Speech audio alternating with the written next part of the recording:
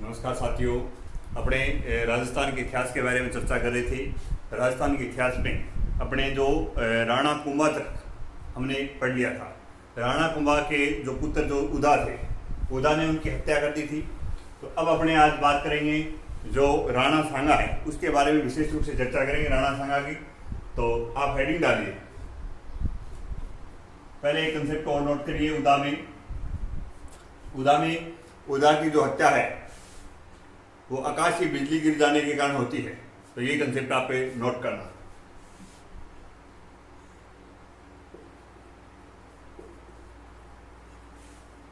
उदा की हत्या आकाशीय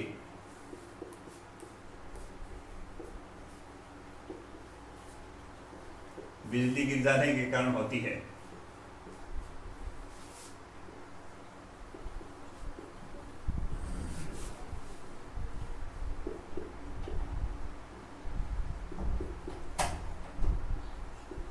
आपसे डायरेक्ट पूछ सकता है कि मेवाड़ का ऐसा कौन सा शासक था जिसकी आकाश की बिजली गिर जाने के कारण मृत्यु होती है।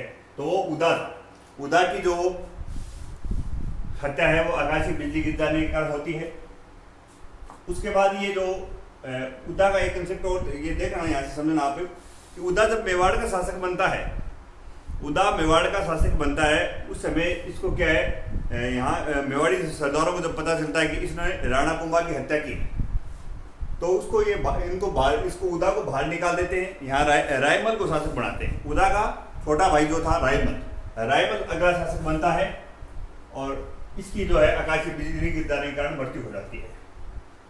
रायमल से पहले आप एक कंसेप्ट और नोट करना जो अपने विजय स्तंभ में रह गया था कि विजय स्तंभ में भी आकाशीय बिजली गिरती है और आकाशीय बिजली गिर जाने के कारण उसका भी पुनः क्या निर्माण होता है, वो करवाएगा मेवाड़ का शासक है महाराणा स्वरूप सिंह। यहां नोट कर लेना, विजय स्तंभ का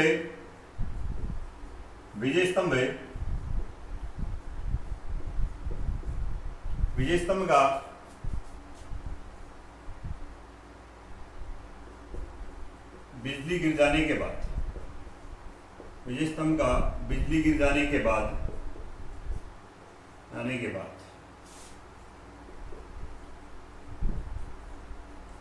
पुनर्निर्माण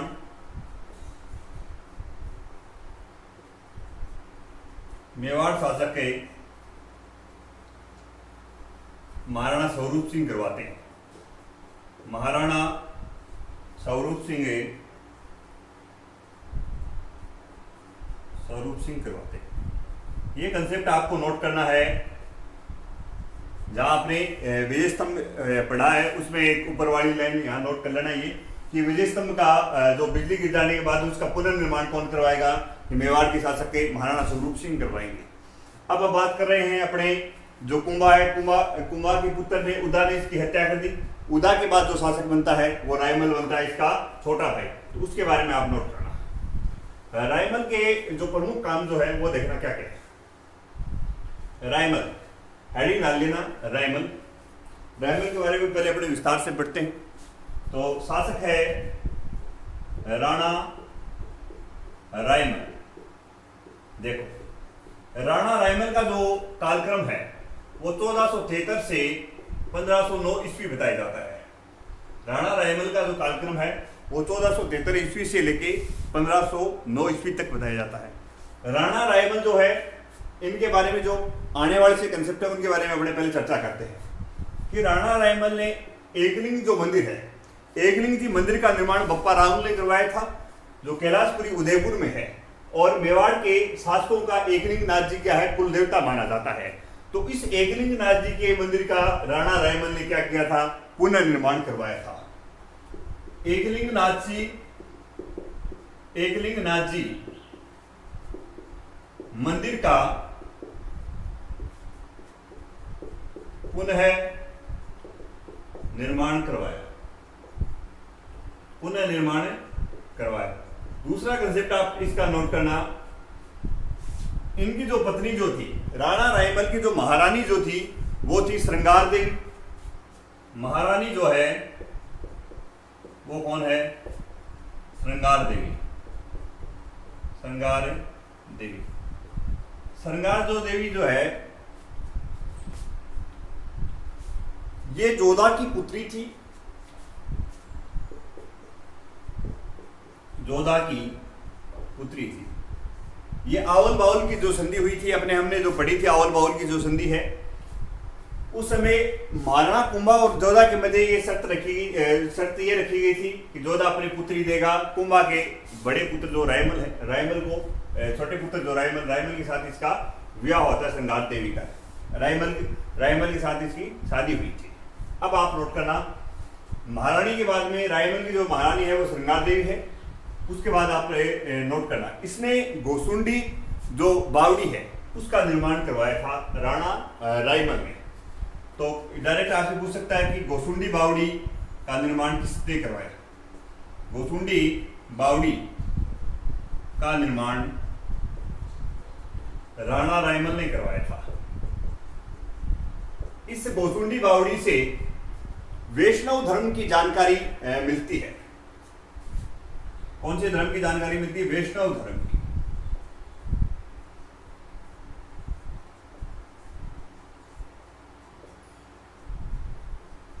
वैष्णव धर्म की जानकारी मिलती है। इसके साथ साथ और देख लो आप, इनके राणा रायमल के दरबार में जो शिल्पी था वो शिल्पी था अर्जुन था। इन्होंने राणा रायमल ने कुछ तालाब बनाए थे। एक तो राम तालाब बनाया था, शंकर तालाब बनाया था, एक समया संकट तालाब, ये तालाब बनाए थे। ये राणा रायमल है। दोबारा से देख लो, ये कंसेप्ट बार बार ये पूछे जा चुके, ये दोनों पूछ लिए। ये आ चुका है, एक ये गोसुंडी बावड़ी वाला आ चुका है कि राणा रायमल एकलिंग नाथ जी का मंदिर का पुनर्निर्माण करवाते हैं। दूसरा कंसेप्ट है, इनकी जो महारानी जो है थी वो थी श्रृंगारी देवी, जोधा की पुत्री। गोसुंडी बावड़ी का इन्होंने क्या निर्माण करवाया था? गोसुंडी बावड़ी क्या है? गोसुंडी बावड़ी से वे वैष्णव धर्म की जानकारी मिलती है। इसके अलावा इनका शिल्पी अर्जुन था। राम तालाब, शंकर तालाब, समय संकट तालाब बनाते हैं राणा रायमल। अब नोट करना, राणा रायमल के देखो दो रानियां और थी जिनसे जो पुत्र प्राप्त होते हैं वो नोट करना। एक तो राणा रायमल के पुत्र होगा पृथ्वीराज सिसोदिया। देखना,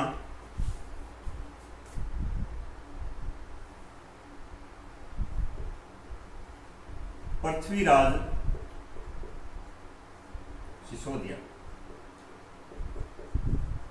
सिसोदिया और ये सांगा या संग्राम सिंह प्रथम, ये रतन कंवर के पुत्र थे।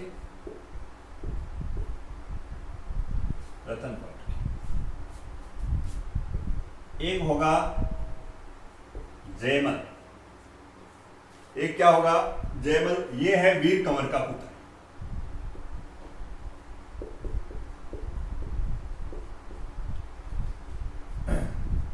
अब आप इनमें समझना, इनकी एक बहन और थी आनंदी बाई। यहां देख लेना, आनंदी बाई को और देखो आप, इनकी एक बहन और थी आनंदी बाई।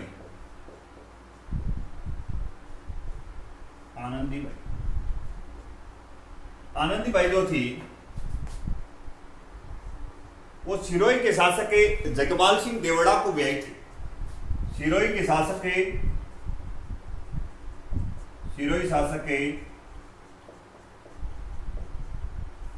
जगमाल देवड़ा के साथ इनकी शादी हुई। जगमाल देवड़ा से शादी हुई। अब नोट करना, अब राणा रायमल के जीते जी ये समस्या हो गई थी कि पुत्र सारे बराबर के थे इनके।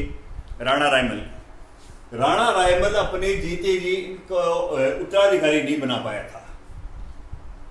तब इनका एक चाचा था, चाचे का नाम मिलता है सारंग। चाचा का नाम क्या मिलता है?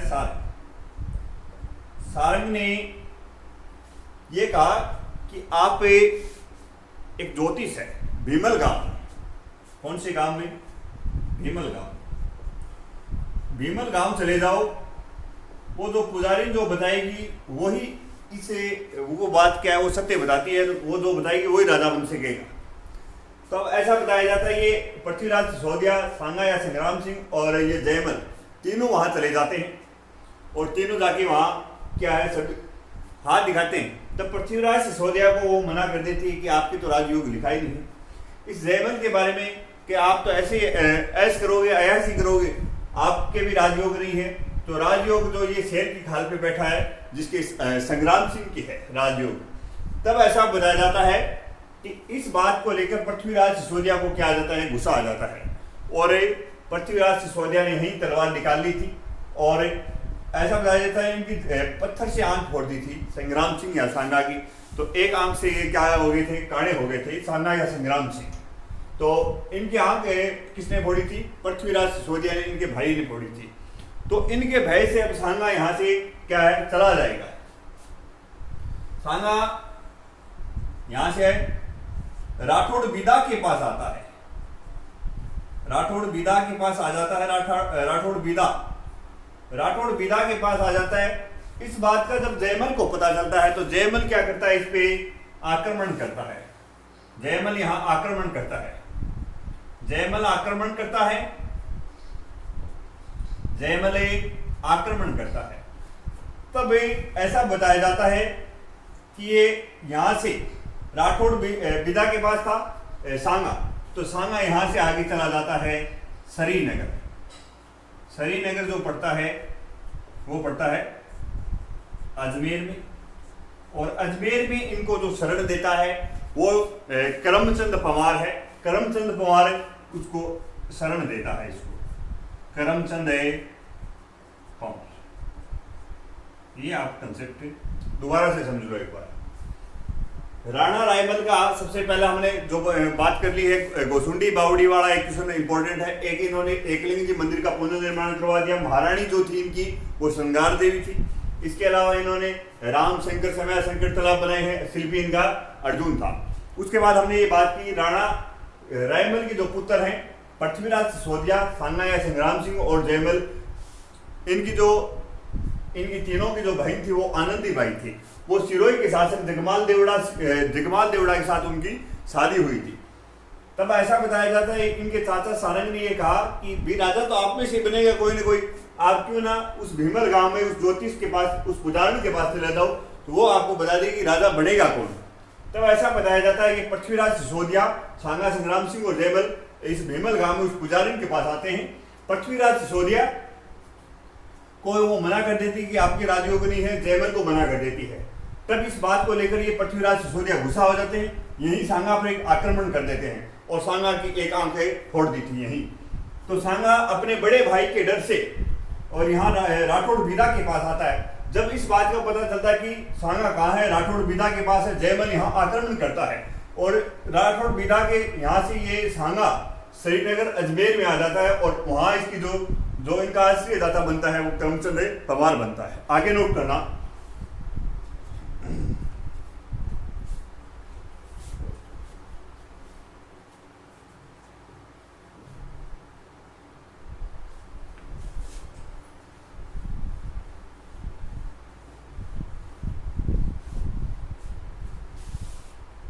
अब देखना स्थिति कुछ इस प्रकार से है। ये अपना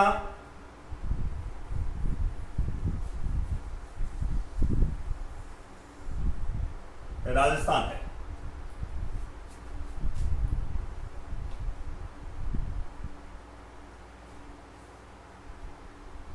ये चित्तौड़ है, यहां अजमेर है, ये एरिया टोंक है।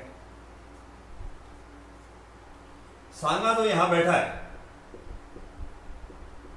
अजमेर में बैठा है, किसके पास? करमचंद पंवार के पास बैठा है। अब देखो स्थिति क्या बनती है। अजमेर का एक मल्लू खां, एक था इधर टोंक में सुल्तान सोलंकी था, सुल्तान सोलंकी। सुल्तान सोलंकी की पुत्री ताराबाई, मल्लू खां के बाद है कि यहाँ है लल्लू खां अजमेर में। इन्होंने क्या है यहाँ पर आक्रमण कर दिया था, साथ कुछ यहाँ के सोलंकी मिल गए थे। चित्तौड़ में इस समय शासक था राय में।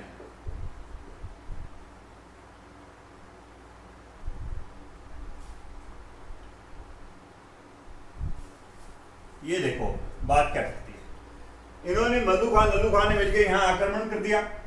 ये सुल्तान सोलंकी अपनी पुत्री ताराबाई को लेकर यहाँ आ जाता है रायमल के पास।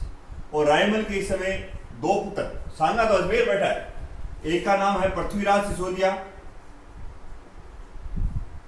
पृथ्वीराज सिसोदिया, दूसरे का नाम है जयमल। अब जयमल को इस बात का पता था कि ताराबाई सुंदर है, ताराबाई सुंदर है, ताराबाई का जो विवाह है वो मेरे साथ हो जाए, जयमल ये सोचता है मन में। तो पर सुल्तान सोलंकी ने ये शर्त रख दी कि टोडा रायसिंह टोंक जो विजय होगा वो ही मेरी पुत्री के साथ क्या करेगा, विवाह करेगा। ताराबाई के साथ उसकी ही शादी होगी। तब ऐसा बताया जाता है कि जयमल इन पे पहले आक्रमण करता है। जयमल आक्रमण करता है तो सोलंकियों के साथ लड़ता लड़ता वीरगति को प्राप्त हो जाता है। ये डॉक्टर दशरथ शर्मा के अनुसार है। डॉक्टर दशरथ शर्मा क्या कहते हैं, डॉक्टर दशरथ शर्मा के अनुसार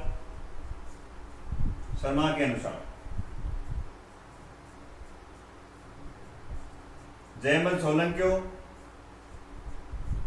सोलंकियों से लड़ता हुआ मारा गया, सोलंकियों से लड़ता हुआ वीर गति को प्राप्त हो गया।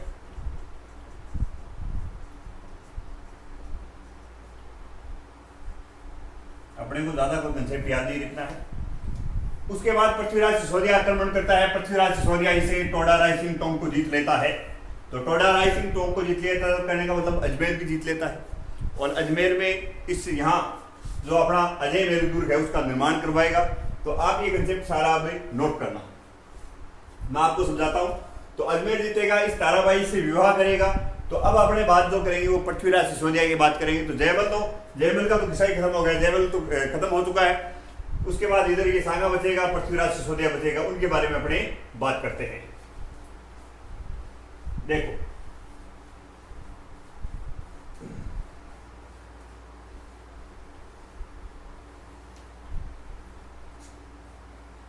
पृथ्वीराज जो सिसोदिया है इनके बारे में आप कंसेप्ट नोट करना।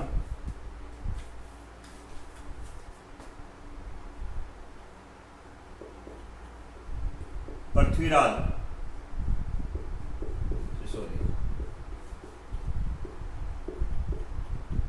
सिसोदिया का कोई ज्यादा है नहीं। आप एक तो ये नोट करना, पृथ्वीराज सिसोदिया ने ताराबाई से विवाह किया। पृथ्वीराज सिसोदिया ने ताराबाई से विवाह किया।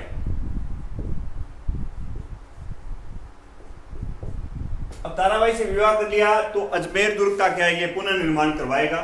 तो अपनी प्रिय पत्नी के नाम पर, अपनी प्रिय पत्नी के नाम पर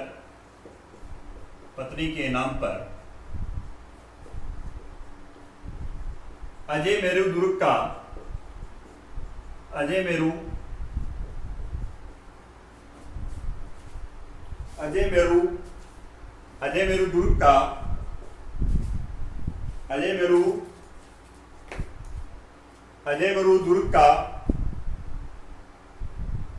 दुर्ग का तारागढ़ नाम रखा।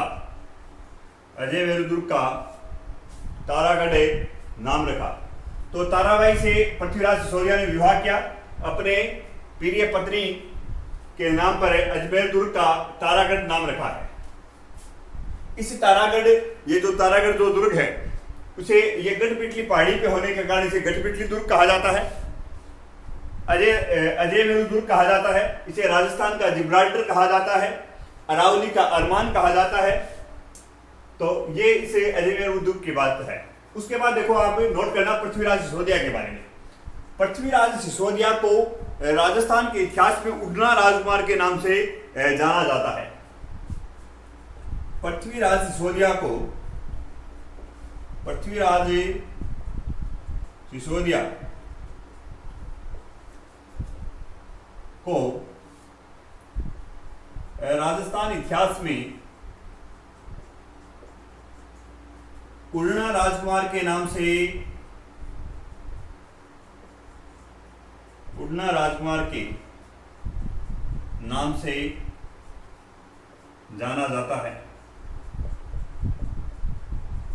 ये जो कुंभलगढ़ का जो दुर्ग का 36 किलोमीटर का जो परकोटा है उस पे ये तेज गति से क्या है घोड़ा दौड़ाते थे और तेज गति के धावक होने के कारण इन्हें राजस्थान के इतिहास में उड़ना राजकुमार कहा गया है। उसके बाद देखो इनकी जो बहन जो थी आनंदी बाई किसको गई थी? सिरोही के शासक जगमाल देवड़ा को गई थी। ऐसा बताया जाता है जगमाल देवड़ा उसको परेशान करता था, मारता पीटता था। जब आनंदी बाई ने अपने भाई को बताया तो ये उनके पास जाते हैं पृथ्वीराज सिसोदिया जगमाल देवड़ा के पास सिरोही जाते हैं। तब ऐसा बताया जाता है जगमाल देवड़ा ने उसे कहा कि ऐसी कोई बात ही नहीं है और आप तो क्या लड्डू जिमो, उनके हाथ लड्डू दे दिया कि भी आगे से ऐसा कुछ नहीं होगा। तो ये पृथ्वीराज सिसोदिया को उसने क्या किया आश्वस्त कर दिया था। तब वो लड्डू लेके यहाँ कुंभलगढ़ दुर्ग के पास आते हैं। तब ऐसा बताया जाता है उन लड्डुओं में क्या था? जहर था और इस पृथ्वीराज सिसोदिया के कुंभलगढ़ दुर्ग के पास क्या हो जाती है? मृत्यु हो जाती है। तो ये कंसेप्ट आप नोट करना। पृथ्वीराज सिसोदिया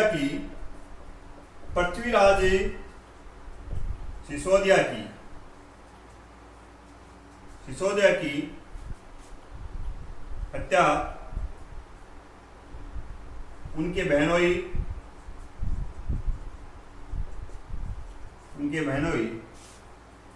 जगमाल देवड़ा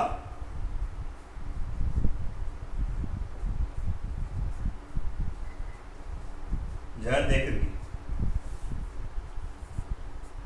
अब पूछ सकता है कि किस मेवाड़ी शासक की हत्या जहर दे की थी और किसने की थी? तो ये सिरोही का शासक इनका बहनोई जो था जगमाल देवड़ा, उन्होंने इसकी हत्या कर दी थी। तो इनकी जो छत्री है, इनकी छत्री जो है उड़ना राजकुमार के नाम से इनकी छत्री है और उड़ना राजकुमार की छत्री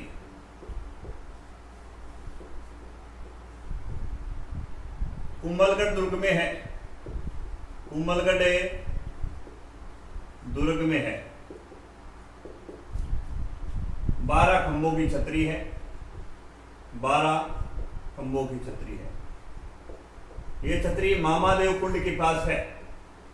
मामा देव कुंड के पास है। यही महाराणा कुंभा की छतरी है। कुंभा की छतरी भी कुंभलगढ़ दुर्ग में है, मामा देव कुंड के निकट है। अब देखना दोबारा से समझ लो इस पृथ्वीराज सिसोदिया को। पृथ्वीराज सिसोदिया ने टोडा राय सिंह टोंक को विजय की थी। तो सुल्तान सोलंकी की पुत्री ताराबाई से पृथ्वीराज सिसोदिया ने किया विवाह, ताराबाई से विवाह किया। अपनी प्रिय पत्नी ताराबाई के नाम पे अजय मेरू दुर्ग का नाम रख दिया तारागढ़। पृथ्वीराज सिसोदिया ने राजस्थान के इतिहास में पृथ्वीराज सिसोदिया को राजस्थान के इतिहास में उड़ना राजकुमार कहा जाता है। क्यों कहा जाता है? कि पृथ्वीराज सिसोदिया जो थे कुंभलगढ़ दुर्ग के 36 किलोमीटर पर कोटे पे और तेज गति से अपना घोड़ा दौड़ाते थे। तो तेज गति के धावक होने के कारण भी इन्हें उड़ना राजकुमार की संज्ञा दी जाती है। पृथ्वीराज की सिसोदिया की जो हत्या है इनके बहनोई जगमाल सिंह देवड़ा सिरोही के शासक थे, आनंदी बाई के हस्बैंड थे, उन्होंने इनकी हत्या जहर देके कर दी थी। इनकी जो छतरी है वो कुंभलगढ़ दुर्ग में है, उड़ना राजकुमार की छतरी है। 12 खंभों की छतरी बताई जाती है। मामा देव कुंड के पास इनकी पृथ्वीराज की छतरी बताई जाती है। आगे अब नोट करना आप पृथ्वीराज सिसोदिया के बाद अब आएगा सांगा। अब क्या सारा का काम हो गया। बात क्या है कि इधर तो जयमल मारा गया ताराबाई के चक्कर में, ताराबाई के सुंदर अपने इनसे ब्याह करेंगे। फिर पृथ्वीराज सिसोदिया की हत्या इनके बहनों ने कर दी है। अब सांगा बनेगा शासक। अब आप सांगा का नोट करना। सांगा या संग्राम सिंह हेडिंग डालिए, राणा सांगा या संग्राम सिंह प्रथम, राणा सांगा या संग्राम सिंह प्रथम। देख, राणा सांगा या संग्राम सिंह प्रथम, इनका जो कालक्रम है वो 1509 से लेके 1528 ईस्वी तक है। राणा सांगा का कालक्रम 1509 से लेके 1528 ईस्वी तक का माना जाता है। राणा सांगा का जो जन्म है, राणा सांगा का जो जन्म है, राणा सांगा का जन्म में 14 अप्रैल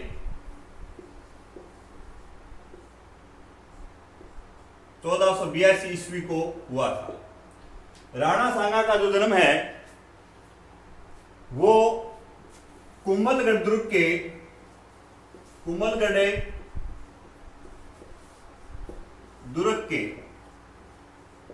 कटारगढ़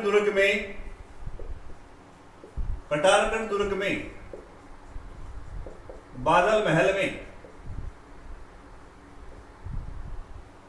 हुआ था।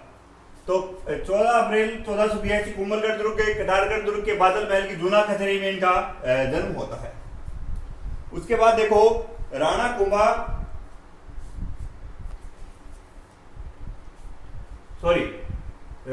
सांगा की बात चल रही है। राणा सांगा या संग्राम सिंह है, इनका जो जन्म है वो 14 अप्रैल 1482 को हुआ है। उसके बाद आप ये नोट करना, पिता का नाम रायमल मिलता है, पिता रायमल, और पिता का नाम है रायमल, और माता का जो नाम है वो है रतन कंवर। माता का नाम है रतन कंवर। उसके बाद आप ये नोट करना, इनका जो राज्याभिषेक है, राज्याभिषेक 25 मई 1509 में। ये आप देखना थोड़ा, जन्म जो है इनका 12 अप्रैल को होता है। 12 अप्रैल 1482 ईस्वी को इनका जन्म होता है। कुंभलगढ़ दुर्ग के कटारगढ़ दुर्ग के बादल महल की जूना कचहरी में होता है। पिता का नाम रायमल मिलता है, माता का नाम रतन कंवर। इनका जो राज्याभिषेक है वो 25 मई 1509 को होता है।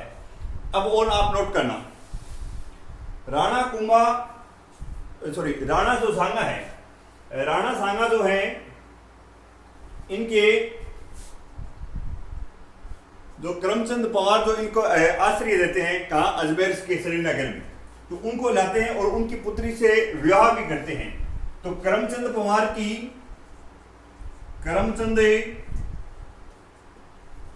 की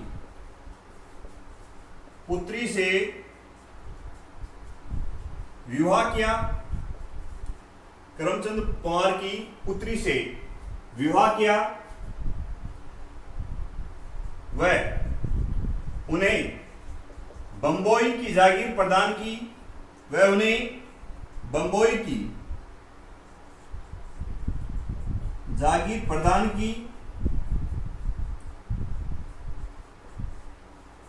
वह राउत की उपाधि प्रदान की। तो ये आ सकता है, राउत की उपाधि किसे दी थी, ये आज आ भी चुका है। राउत की उपाधि प्रदान की, एग्जाम में पूछ लिया गया है। ये दोबारा से देखो, राणा सांगा या संग्राम सिंह की बात कर रहे हैं। राणा सांगा या संग्राम सिंह का जो कालक्रम है वो 1509 से लेकर 1528 ईस्वी। राणा सांगा का जो जन्म है वो 12 अप्रैल 1482 ईस्वी को कुंभलगढ़ दुर्ग के कटारगढ़ दुर्ग के बादल महल में हुआ था, जूना कचहरी में। राणा सांगा के पिता का नाम रायमल, माता का नाम रतन कंवर मिलता है। राणा सांगा का जो राज्याभिषेक है वो 25 मई 1509 ईस्वी में होता है, राज्याभिषेक यही कुंभलगढ़ दुर्ग में। और करमचंद पवार की जो पुत्री है उनसे ये विवाह करते हैं और उन्हें बंबोई की जागीर प्रदान करे, उन्हें राउत की उपाधि प्रदान करते हैं। ये राणा सांगा है। उसके बाद राणा सांगा को कर्नल जेम्स टोड ने क्या कहा है देखना। राणा सांगा को colonel James Tod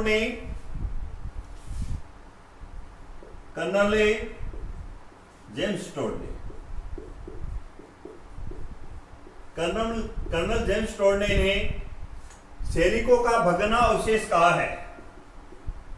colonel James Tod ने सांगा को सैनिकों का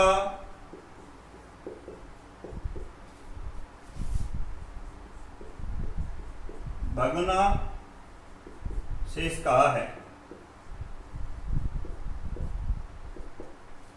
ये आप सैनिकों का भग्नावशेष इसलिए कहा है, इनके शरीर पर 80 घाव थे। इनके शरीर पर 80 घाव होने के कारण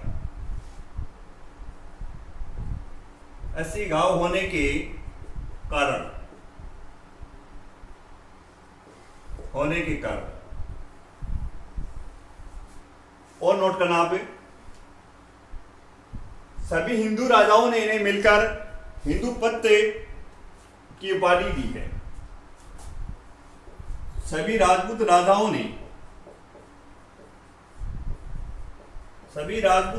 ने इन्हें मिलकर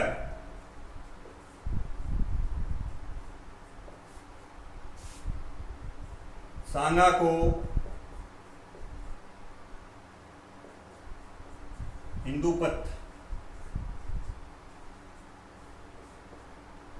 हिंदूपति की उपाधि दी है। ये राणा सांगा की उपाधियां हैं कि कर्नल जेम्स टोड तो इन्हें कहते हैं, सांगा को सैनिकों का भग्नावशेष कहा गया है। इनके शरीर पे 80 घाव होने के कारण कर्नल जेम्स टोड ने इन्हें सैनिकों का भग्नावशेष कहा है। सभी राजपूत राजाओं ने इन्हें मिलकर सांगा को हिंदूपति की उपाधि दी है, क्योंकि खानवा के युद्ध में ये सभी राजपूतों को एक जगह करते हैं, इसलिए इनको मिलकर ये हिंदू राजा था। सांगा जो था वो सांगा ये हिंदू राजा होने के कारण इन्हें हिंदूपति या हिंदूपत भी कहा जाता है। अब जो अपने सांगा के जो प्रमुख अभियान हैं उनकी जो चर्चा है वो अगली क्लास में करेंगे। धन्यवाद साथियों।